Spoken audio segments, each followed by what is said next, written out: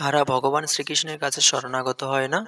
শ্রীমদ্ ভগবদ্ গীতায় ভগবান বলছেন সপ্তম অধ্যায় ৫৫ শ্লোকে, নমাম দুষ্কৃতিন মূঢ়া প্রবদন্তি নরাধমা মায়াপহৃত জ্ঞান আসুরাম ভাবমাশ্রিতাহা।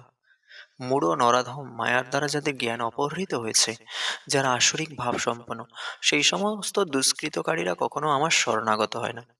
তো অনেকে অনেক জ্ঞান আছে, অনেক শিক্ষা আছে, কিন্তু যে জ্ঞানটা থাকলে পরম তত্ত্বকে জানতে পারা যায়, সেই জ্ঞানটা মায়া তাদেরই হরণ করে নেয় যারা হচ্ছে মূঢ়, যাদের আসরিক ভাব আছে। তাই দেখবে অনেক জ্ঞানী মানুষ আছে, সংসারে বহু জ্ঞানের কথা বলে, কিন্তু ভগবানকে মানে না। তারাই হচ্ছে মূঢ়।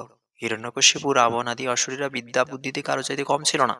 তারা সকলে ছিল মস্ত বড় বৈজ্ঞানিক, দার্শনিক, শিক্ষক, পরিচালক, কিন্তু ভগবানের ইচ্ছায় তাদের সমস্ত পরিকল্পনা ধূলিসাৎ হয়ে যায়। তো এই সমস্ত দুরাচারীদের চারটি ভাগে ভাগ করা হয়: মূঢ়, নরাধম, মায়াপহৃত জ্ঞান ও আসরিক ভাব সম্পন্ন।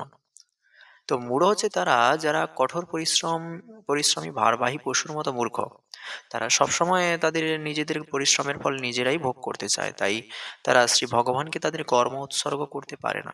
গাধা হচ্ছে ভারবাহী পশুর শ্রেষ্ঠ উদাহরণ। এই পশুটি তার মনিবের জন্য কঠোর পরিশ্রম করতে পারে। এই বেচারি গাধা জানে না সে কার জন্য দিনরাত খেটে চলছে।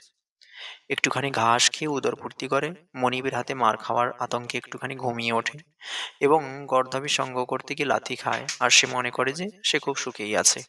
তো মূঢ় সকাম কর্মীদের অবস্থাও ঠিক এরকম। তারা জানে না কার জন্য কর্ম করা উচিত।